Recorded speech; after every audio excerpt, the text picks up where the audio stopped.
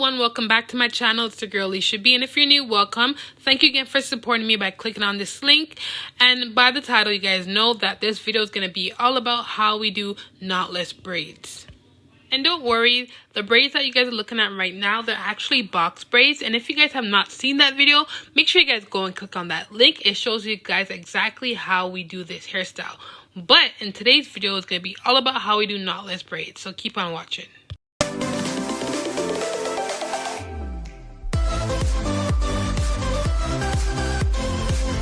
This video is not going to be too long because we already went over how to part the hair in the previous video. So we're just going to go right into how we're going to braid the hair. So the magic trick to make sure that your knotless braids are flat is to use the jam and only put it in one direction. You do not want to put jam underneath the braid because that's how you get the bump. And you want to make sure that your knotless braids are always flat. So as you see, I'm only putting jam on the top and I'm combing it in the direction that I want it to be. Before I forget, it's very essential to have prepared pieces already done for knotless braids. It just helps the process go way faster and it'll help you keep your braid neat as well. So make sure you guys take out similar sized pieces and have them ready just to pick up while you braid. Next, we're going to split that section into 3 pieces so that way we have 3 strands to braid the hair. This part is actually really important because it also helps the hair lay flat without a bump. So this is where the fun part begins. The same way you would braid your own hair is the same way we're going to do it for knotless braids. So the placement of your fingers is very important. You want to make sure that the middle strand is on top of the far right strand. And we're just going to add a tiny bit of the prepared braids between your index finger and your thumb. That way we have a longer piece for 2 strands of the hair. And I'll show you exactly what I mean. As you do 2 braids, you realize that the 3rd strand does not have any extension on it. So what we do now is the same thing. We grab one of the prepared braids and we put it between the index finger and the thumb of the left hand. That way, that strand of hair has extensions on it. And you just keep on repeating this process. I usually add strands of hair whenever my right hand is free, so that's every 2 braids. And you want to make sure that you keep it at an even amount so the braid comes out even. If you do not, the braid will not look good. So here you see me doing it again. You want to make sure that the braids you are adding in your hair are all equal amounts, or else the braids will come out chunky and it won't come out uniformed. And you want to also make sure that you're adding in the braids at the same amount of time. So if you want to add it at every stitch, you add it at every stitch until the hair is done. You just want to stay consistent. And also the amount of times you add hair is completely up to you. If you want your hair to be long, you also add more hair. And if you don't want it to be too long, you don't add as much. For this example, I think I added about 5 to 6 strands of hair and it just looked good. So again, I'm going to show you guys how to do it, but in slow motion.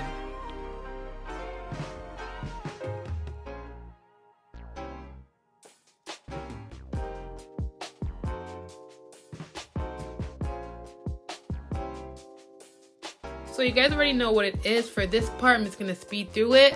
Again, we only add jam to the top layer of the hair, not the bottom. And then we section off into 3 parts so you have 3 strands to braid with.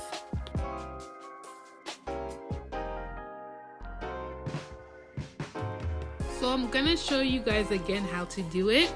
You guys see that the middle part is always going to be over the right side of the braid. So you want to make sure that part is flat. And then you just want to add the extension to your left hand's index and thumb. That's where you guys are always going to add the extensions. And then you're going to start braiding, and then you realize that there's still 1 strand of your hair that does not have an extension on it. Again, you're going to add that extension to your thumb and index finger. And then you just continue this pattern until you guys get the desired length that you need. If you want to have bigger knotless braids, then all you have to do is just add more hair to the extensions. Whatever size you start off with, you want to make sure that you always consistently use that size. And in order for your braids to look nice and tight consistently, make sure that your fingers are as close to that braid as possible. If your fingers are far from the braid, your braid will look so slack and so loose and it won't look good at all, and we always want to strive for a good braid. So make sure that your fingers are close to that braid as possible.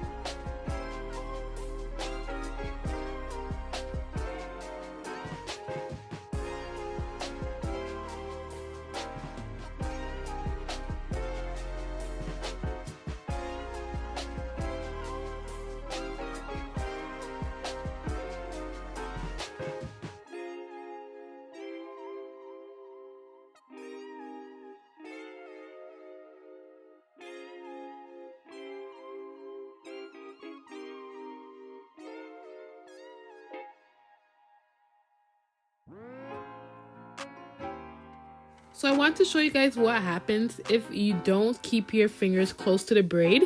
You will get a slackness on the top and it will just look loose. Even though your braid looks really nice, the roots of the braid does not look as neat or as tight as it could look. So you always want to make sure that your fingers are as close to the braid and the roots as possible. Okay, so now that I told you guys what to do, I'm going to do it again for a couple more times and just follow along. If you guys don't get on the first try, again, don't be discouraged. It just takes a little bit of practice and you guys will be okay.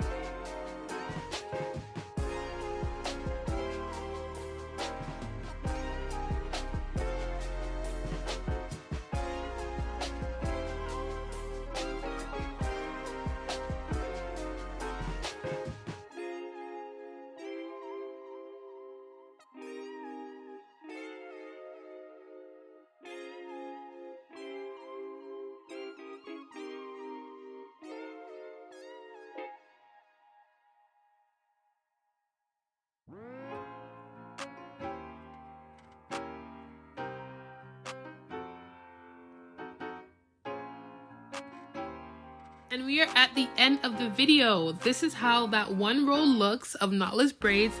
It's flat, it's clean, it's tight, it looks good and consistent. So you guys just don't forget to just keep it consistent, be patient, and you guys will get it in no time. Again, thank you guys for your support. Don't forget to click on that subscribe button and look out for another hit video. I love you guys and see you guys in the next one. Bye!